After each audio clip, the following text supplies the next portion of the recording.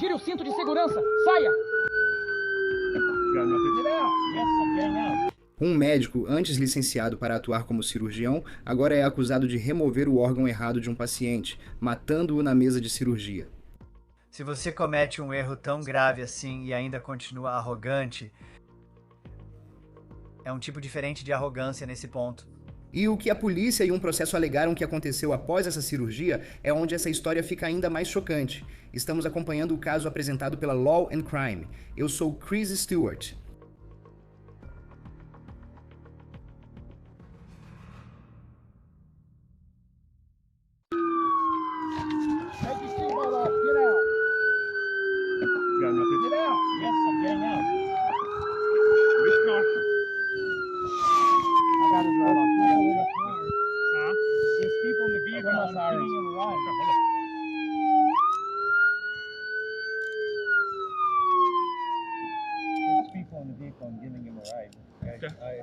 Vamos fazer isso em 1 minuto. Certo? Ok, sim. Sim. Okay. Eles estão indo para Osa. Eles tinham um mandado e ele precisava ser preso. Parece que sim.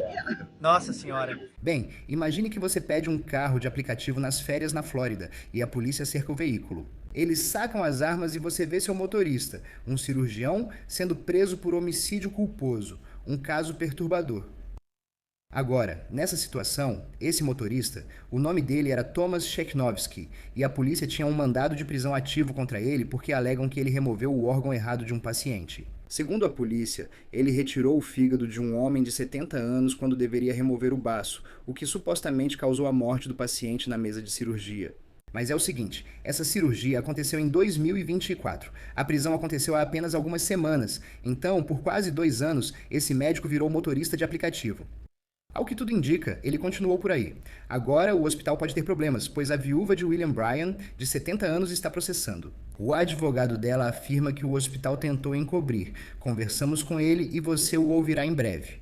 E também temos uma declaração do hospital sobre o que eles estão dizendo diante de alegações muito chocantes. Vamos falar sobre tudo isso. Mas primeiro, vamos falar sobre o que aconteceu em 13 de abril de 2026, porque esse foi o dia em que a polícia interveio, e isso se tornou uma investigação criminal. Tire o cinto de segurança! Saia!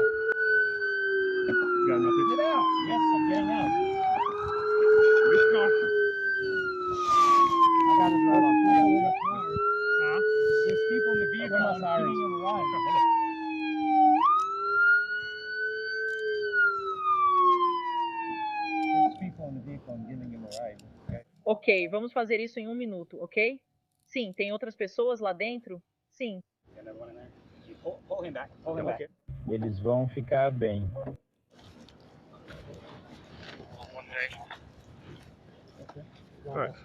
Você tem algo no bolso? Deixa eu falar. Me interrompe. Não, senhor, nada. Ok. No, sir.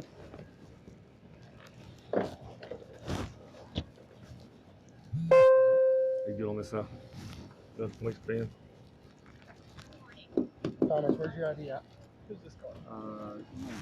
Prepara. Vou levar. Traga de volta. Onde está seu carro? Obrigado. Isso é uma corrida de Uber. Vamos, fica aqui comigo. Estamos em um Uber. Você nos assustou pra caramba? Não, eu não assustei. Pensei que você pararia o cara ao lado, mas acabou sendo a gente. Estamos de férias. Para onde vocês estão tentando ir? Eu não sei. Ninguém sabe. Onde o GPS indicar, preciso pegar o celular e ir. Beleza. Só entrar aqui. Algum de vocês sente que precisa ser examinado por um médico ou algo assim? Dá um passo para trás, irmão. Isso, só dá um passo para trás para mim agora, por favor.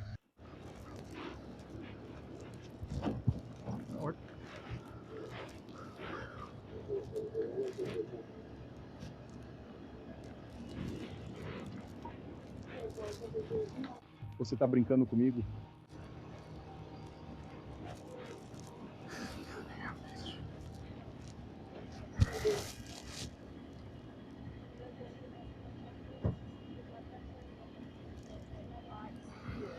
Bem, ele está dirigindo um Uber. Vai pro punk. Essa seria, acho que é a garota. É aquela que tirou o fígado ou algo assim ano passado. Não sei quem é, só me surpreendi ao ver que ele dirigia Uber. Vocês vão chegar na cidade hoje? Sim, a gente chegou ontem à noite. Meu Deus. Não sei se ela explicou, mas ele tinha um mandado e precisava ir para a cadeia. Então, ai meu Deus. Como ele pode ter apontado para mim se ele estava na minha frente? Eu pensei que fosse ao fundo. Tudo bem, certo? Certo, tudo bem, tudo bem. Eu sei, a partir de agora usaremos o Uber. A vítima, neste caso, Bill Bryan, de 70 anos, era de Muscle Shoals, Alabama, e estava apenas de férias no Panhandle da Flórida, com sua esposa, Beverly, em 2024. Em 18 de agosto daquele ano, ele foi ao pronto-socorro do Ascension Sacred Heart Emerald Coast por não se sentir bem e estava com dor abdominal. Agora, o cirurgião de plantão era o Dr. Thomas Chesnovsky, e de acordo com o processo movido por Beverly Bryan, Chesnovsky foi quem recomendou a cirurgia. Ele queria tirar o baço do marido dela, mas os Bryans, segundo o processo, hesitaram, pediram transferência para outro hospital e recusaram a cirurgia. Queriam voltar para casa, no Alabama, pois estavam só de férias. Porém, segundo o processo, Chesnovsky continuou insistindo. Em certo momento, ele teria pressionado o abdômen de William e disse: "É por isso que você precisa mudar de ideia sobre a cirurgia." Por fim, dizem que ele cedeu. A cirurgia foi marcada para dali a 2 dias, em 21 de agosto por volta das 4 da tarde. Aqui a história se torna extremamente triste e perturbadora. Segundo a ordem de suspensão emergencial do Departamento de Saúde da Flórida, que possuímos, a equipe da cirurgia já tinha preocupações antes do procedimento. Elas são oficialmente chamadas de esplenectomias e são muito complicadas, e de acordo com o relatório, havia uma equipe reduzida trabalhando naquela noite.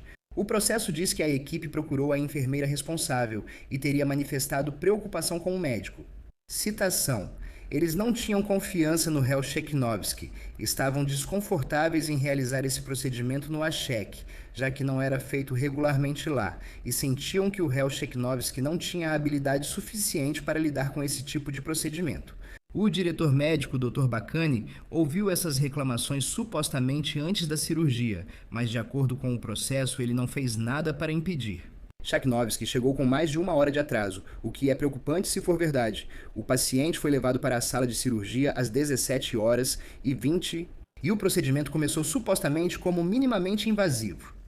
Mas Chesnovsky optou pela cirurgia aberta. É aí que supostamente tudo começou a dar errado. Segundo a declaração juramentada da prisão e a ordem do Departamento de Saúde, testemunhas na sala de cirurgia relataram fatos bem diferentes do que Chesnovsky registrou em seu relatório cirúrgico.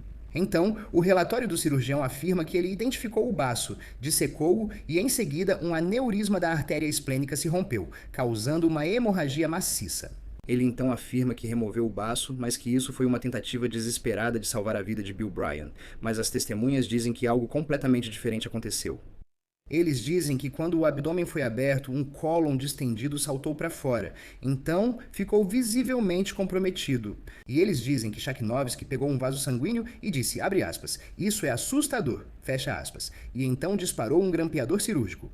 Imediatamente depois, o paciente começou a ter uma hemorragia severa e entrou em parada cardíaca. Então, de acordo com a ordem do Departamento de Saúde, Chesnovsky disparou o grampeador cirúrgico, abre aspas, às cegas dentro do abdômen. E quando ele puxou o órgão para fora, e isso é chocante, o órgão não era um baço. Um dos membros da equipe teria sentido enjoo porque o que viram na mesa era claramente um fígado. Agora, olha, eu não sou médico, mas cobrindo essa história, o que aprendemos é que um fígado e um baço são muito diferentes, porque o órgão que estava na mesa pesava mais de 2.100 gramas. E quando você fala de um baço, um normal pesa entre 70 e 200 gramas. William Bill Bryan foi declarado morto naquela noite, pouco antes das 7 horas. Então, vamos falar sobre o que aconteceu em seguida. Aqui, a história deixa de ser um pesadelo médico e se torna algo totalmente diferente. Segundo o processo civil, após a morte do Sr. Bryan, o hospital teria iniciado controle de danos. Novamente, há uma declaração. Vamos falar sobre o que o hospital disse daqui a pouco. Mas é isso que o processo está alegando, que o CEO do Ascension Sacred Heart Emerald Coast, o diretor médico, o Dr. Bacani e o ex-presidente mais recente do corpo clínico, que também era sócio comercial de Chesnovsky, todos se reuniram com a equipe da sala de cirurgia. Eles teriam se encontrado, conversado e, segundo o processo, essa é a versão do paciente, criaram uma história. A causa oficial da morte foi um aneurisma da artéria esplênica, que teria se rompido durante a cirurgia, mas, segundo o processo, isso não era verdade. De acordo com a ordem do Departamento de Saúde, Cheknovsky disse à equipe para rotular o órgão removido como baço. A pessoa que rotulou o órgão sabia que não era um baço, mas teria seguido ordens. Cheknovsky então foi à capela do hospital. Isso é doentio se for verdade. Ele teria se encontrado com Beverly Bryan. E, de acordo com o processo, ele disse na cara dela que o marido dela morreu de um aneurisma esplênico. E então, supostamente, uma enfermeira estava na sala e ninguém mencionou o fígado.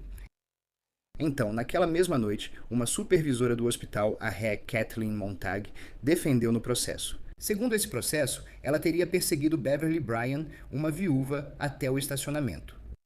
Ela queria que a senhora Bryan assinasse um formulário rejeitando uma autópsia. Só pense nisso. Horas depois que o marido dela morre de uma forma chocante, quando eles estavam apenas de férias no Panhandle, supostamente, essa enfermeira foi atrás dela até o carro com a papelada, e supostamente a senhora Bryan assinou. O processo alega que os formulários preenchidos para o médico legista foram intencionalmente falsificados. A causa da morte foi deturpada, segundo eles. Então, quem finalmente disse a verdade? Segundo relatos, foi um patologista. Quando o órgão chegou ao laboratório, fizeram testes e só encontraram fígado sem tecido do baço. O médico legista foi chamado. Em 17 de setembro de 2024, o médico legista do Distrito 1 da Flórida certificou a certidão de óbito. Abre aspas, natureza da morte, homicídio e as causas da morte. E sanguinação? E, novamente, não sou médico, então talvez eu não esteja pronunciando corretamente, mas a remoção cirúrgica do fígado. E aquele baço intacto ainda estava no corpo de William Bryan.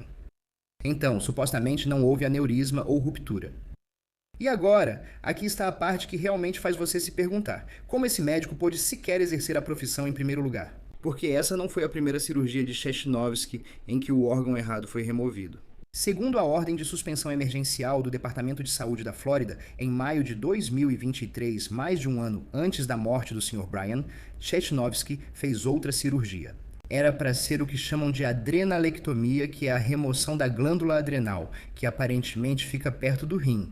E, em vez disso, ele supostamente removeu uma parte do pâncreas do paciente. E quando foi confrontado com isso, Cheknovsky supostamente afirmou que a glândula adrenal, abre aspas, migrou para outra parte do corpo. Agora, esse paciente sobreviveu, mas sofreu sequelas permanentes, supostamente. Aqui temos um cirurgião, 2 cirurgias em órgãos errados, um paciente com dano permanente e outro morto. E, de acordo com o processo, a Ascension Sacred Heart sabia de pelo menos parte disso. O processo afirma que o hospital relatou 3 erros cirúrgicos desse cirurgião ao Estado entre maio de 2023 e agosto de 2024, todos envolvendo Cheknovsky, que manteve seus privilégios e continuou operando.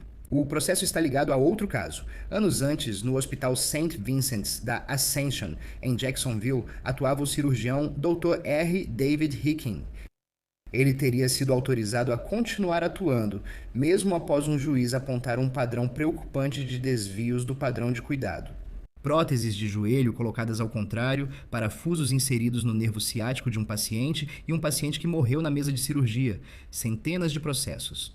E um juiz acabou concluindo que a falha do hospital em impedi-lo foi tão imprudente que justificou danos punitivos.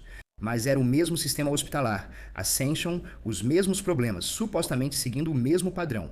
Mas dessa vez era um cirurgião diferente, o que nos leva de volta ao dia 13 de abril de 2026. E foi quando um grande júri do condado de Walton indiciou o Dr. Thomas Cheknovsky por homicídio culposo em 2º grau, e foi quando a polícia começou a procurá-lo. O caso criminal é uma coisa, mas como falamos, Beverly Bryan também está travando essa batalha na esfera civil.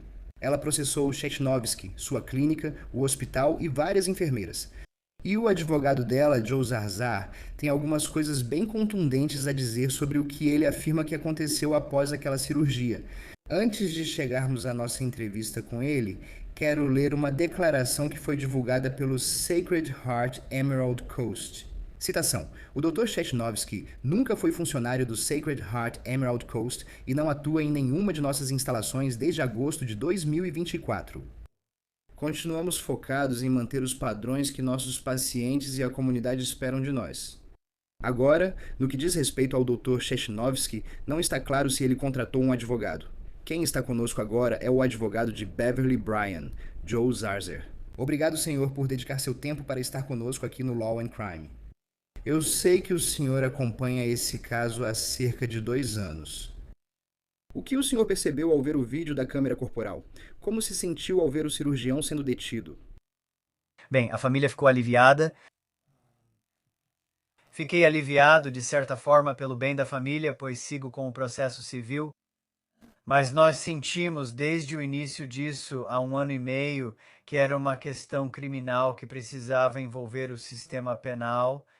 Então, eu fiquei feliz que isso tenha acontecido.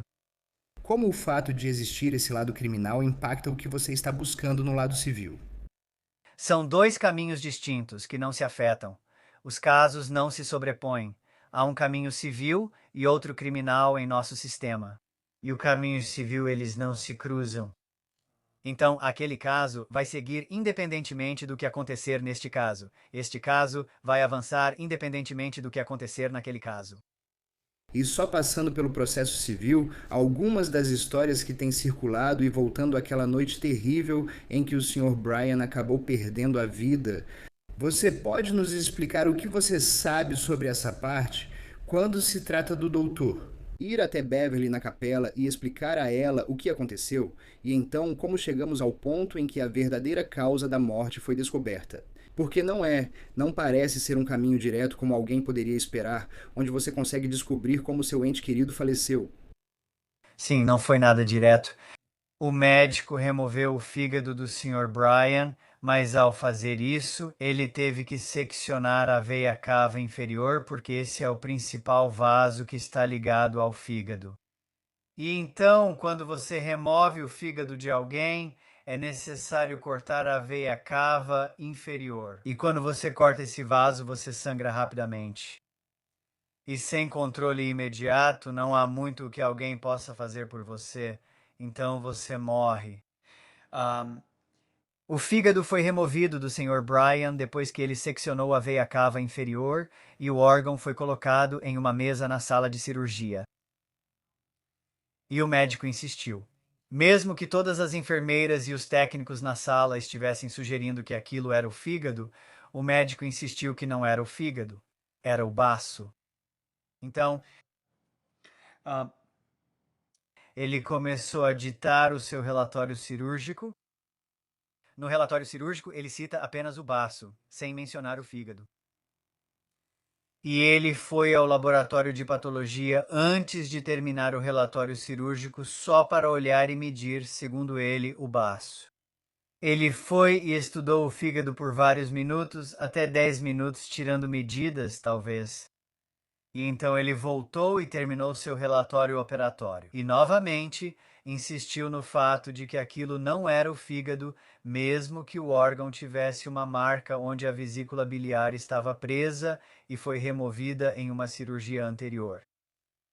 Que é o sinal revelador, se você ainda não identificou aquilo como um fígado, sendo 3 ou 4 vezes maior que um baço, de cor diferente, em um lado diferente do corpo, com formato diferente, uma textura diferente. Se você não reconhecer tudo isso como cirurgião geral, ao menos notaria o ponto de conexão da vesícula biliar removida. Então, depois de estudar o espécime no laboratório, ele volta e termina seu relatório operatório dizendo que é o baço. Então ele vai até a capela e conta para a família que ele morreu, que o Sr. Bryan morreu, enquanto fazia uma esplenectomia e a artéria esplênica se rompeu. E, como último recurso, ele estava tentando retirar o baço dele e o baço estava doente, tinha 4 a 5 vezes o tamanho de um baço normal e estava todo deformado. E basicamente disse à família que, infelizmente, ele acabou morrendo por uma complicação de uma esplenectomia. E o procedimento, se o procedimento tivesse sido feito corretamente, e eu não sou médico, e isso, você sabe, eu sei que você já trabalhou em casos assim antes. Eles foram para essa cirurgia com a ideia de que a morte do Sr. Bryan era uma possibilidade? Era uma cirurgia de alto risco, sabe? Isso era um procedimento eletivo. Então não havia nada crítico acontecendo com o Sr. Bryan. O Dr. Chagnovski fez parecer que havia, mas os registros médicos refletem uma situação diferente, mais estável. A maioria das esplenectomias ocorre por trauma, como acidentes de carro. As pessoas fazem esplenectomias porque rompem o baço ou lesionam o baço em um trauma, porque ele fica justamente na região onde o cinto de segurança às vezes faz pressão. E muitas vezes a esplenectomia é feita em centros de trauma, seja por acidentes de carro, tiros, certo? Então, raramente são realizadas como procedimento eletivo. Mas essa foi uma situação em que sentimos que esse médico estava simplesmente bêbado tentando arranjar cirurgias. E, na nossa opinião, ele tinha um motivo financeiro. E é por isso que ele fez parecer que o Sr. Bryan não poderia sair do hospital sem fazer esse procedimento. Eu sei que você já trabalhou e, sabe, existem muitos casos de negligência médica por aí que não acabam em acusações criminais. Você já lidou com muitos casos de negligência médica. O que mais chama sua atenção? Sei que teve uma longa deposição com ele em novembro. Quero dizer, o que chama a sua atenção sobre o Dr. Chagnovski e a forma como ele supostamente lidou com isso, antes da cirurgia, depois da cirurgia e assim por diante. Comparado a muitos outros médicos que podem estar em situações onde um erro foi cometido na mesa de operação, o que é diferente nele? Arrogância em outro nível. Agora, e não estou sendo crítico, mas muitas pessoas são arrogantes se são boas no que fazem, certo? Mas se você comete um erro tão grave assim, e você ainda continua arrogante, é uma arrogância diferente nesse ponto. É um nível de psicopatia, sabe? Não há nada de normal no tipo de arrogância que um cara como esse teria nesse ponto. Ele ainda acha que foi um herói. Esse médico ainda acredita que foi um herói nessa cirurgia e que fez o melhor que podia. E ele só estava tentando salvar a vida do Sr. Bryan, mesmo tendo causado todos os aspectos críticos dessa situação ao Sr. Bryan. Ele ainda acredita nisso. Então, se tem uma coisa que fica marcada, é que provavelmente, e espero, nunca mais vou trabalhar em um caso tão grave assim. E, em segundo lugar, o nível de arrogância que esse cara tem é psicologicamente significativo, na minha opinião. Pelas declarações que vi daquele depoimento em novembro, ele disse que não percebia a diferença porque estava muito abalado. E parece que quando penso em um cirurgião, sabe? E eu não passei por muitas cirurgias de grande porte, mas a imagem que vem à mente é de uma pessoa que mantém a calma sob pressão, sabe? Nível de piloto de caça, precisão. No entanto, ele parecia muito emotivo nesse depoimento. Como isso afetou a história que contou? Não sabíamos da visita à patologia na época do depoimento dele porque isso estava sendo escondido de nós. Mas se eu soubesse que ele passou 10 minutos com o órgão, depois que tudo já tinha se acalmado, depois que toda a pressão tinha acabado, depois que o Sr. Bryan já estava morto há quase uma hora, ele então foi sozinho ao laboratório de patologia, sentou-se com o órgão e teve 10 minutos para estudá-lo. Certo. No depoimento que eu tomei em novembro, a gente não sabia disso naquela época.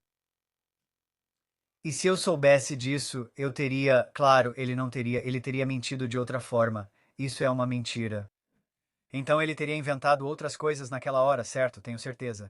Para responder a sua pergunta, lidei com o fato de ele dizer que estava confuso. Havia muita pressão na sala de cirurgia e não reconheceu o órgão. Bem, na verdade, isso é uma mentira, eu diria. E eu ainda acho que isso é uma mentira porque ele não mencionou o fato de que foi ao laboratório de patologia depois que tudo se acalmou e então estudou o órgão por até 10 minutos. É só uma mentira atrás da outra, mas é assim que esse tipo de pessoa age. E eu acho que o que acontece agora, e eu sei, de novo, do lado civil disso, com o tempo que isso já está rolando, qual é o próximo passo e em que pé isso está neste momento. Vamos pedir ao tribunal indenização por danos punitivos. Nós vamos envolver o grupo dele porque achamos que os colegas dele, Dr. Ruby e Dr. Haney, sabiam mais sobre o quão incompetente esse cara era e permitiram que ele operasse pacientes em geral.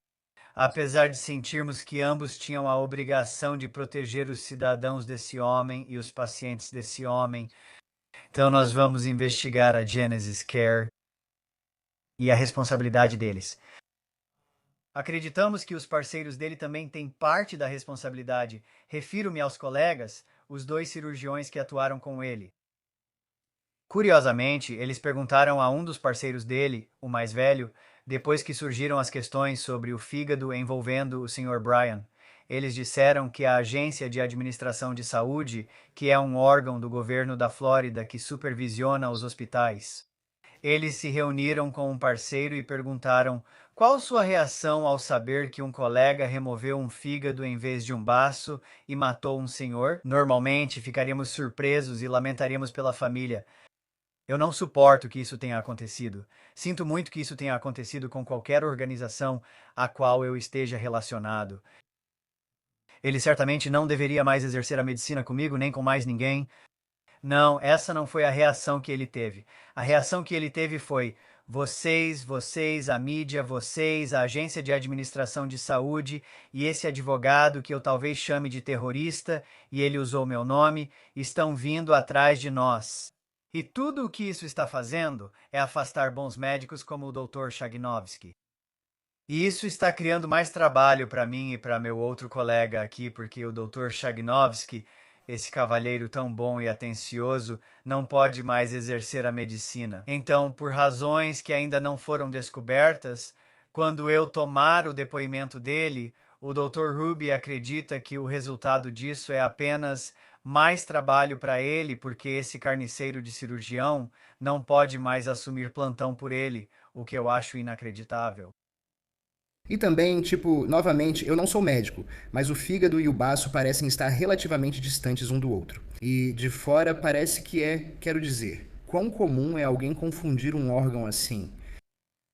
Os cirurgiões gerais com quem eu converso, exceto o Dr. Henny, o parceiro dele, e o Dr. Ruby, todos acreditam nisso. A única maneira de um cirurgião geral certificado nessa especialidade cometer esse erro é se ele estiver mentalmente perturbado ou se tiver algum distúrbio cerebral orgânico, demência precoce ou estiver sob efeito de drogas. A maioria dos cirurgiões gerais me diz isso. E você descobriu, ou o que descobriu sobre o histórico dele, onde ele realmente conseguiu se certificar para estar em uma posição em que supostamente poderia realizar um procedimento desses, e então tudo dar tão errado quanto deu? Quero dizer, como alguém, acho que essa é a maior dúvida para muita gente que está assistindo. Como esse cara acabou chegando a uma posição em que ele pôde ser um cirurgião assim? Eu não sei. Ele é médico osteopata. Não comento sobre isso, mas depois fez especialização segundo os registros que ele forneceu e que temos. E ele é um cirurgião geral certificado, médico osteopata, médico. E até agora, só descobrimos o procedimento na glândula adrenal em 2023, quando ele retirou o pâncreas de uma pessoa em vez da glândula adrenal. Ele trabalhou no Alabama por um período de tempo. Ele afirma que foi um emprego excelente. Ouvimos o contrário. Depois ele foi para esse hospital em Destin. E assim, temos cerca de 4 anos de problemas. Nenhum tão ruim quanto o Sr. Bryan, claro. Antes do Sr. Bryan, houve uma cirurgia no local errado, onde foi removido parte de um pâncreas em vez de uma glândula adrenal, que são órgãos bem diferentes. Por fim, como a família está lidando? Sei que é difícil descrever. Perder alguém assim já é doloroso, ainda mais com tanta atenção nacional. E aí você fica sabendo de todos os pequenos detalhes que estão sendo alegados no processo. Como Beverly e o resto da família estão lidando com tudo isso que aconteceu. A dona Bryan está aliviada. A última vez que falei com ela foi na sexta-feira, e ela estava aliviada porque finalmente o caso criminal está chegando a um ponto decisivo, certo? E ela estava muito preocupada que ele conseguiria escapar dessa porque o sistema civil realmente não é feito para tirar essas pessoas do negócio, de verdade. Eu odeio dizer isso. É difícil admitir nossas limitações, mas as seguradoras acabam protegendo esses médicos, não é? E processos civis podem dificultar ainda mais conseguir seguro, não é? Pode realmente custar muito para as companhias de seguro. Mas no que diz respeito a tirá-los do mercado, isso não é bom, não é eficaz nisso. mas o sistema criminal faz um trabalho melhor nesse sentido. Então ela está aliviada no sentido de que agora esse cara, com sorte, não poderá mais exercer a medicina, pelo menos em um país importante, e tomara que seja para sempre. Então é isso que ela sente mais do que qualquer outra coisa neste momento. Obrigado, Joe Zarzer, advogado, por estar conosco no Law and Crime. Agradecemos seu tempo. Sim, obrigado. Isso é tudo por hoje no On The Case, apresentado pela Law and Crime. Inscreva-se no nosso canal no YouTube e siga-nos no Spotify. Agora também estamos no Peacock. Sou Chris Stewart. Até a próxima.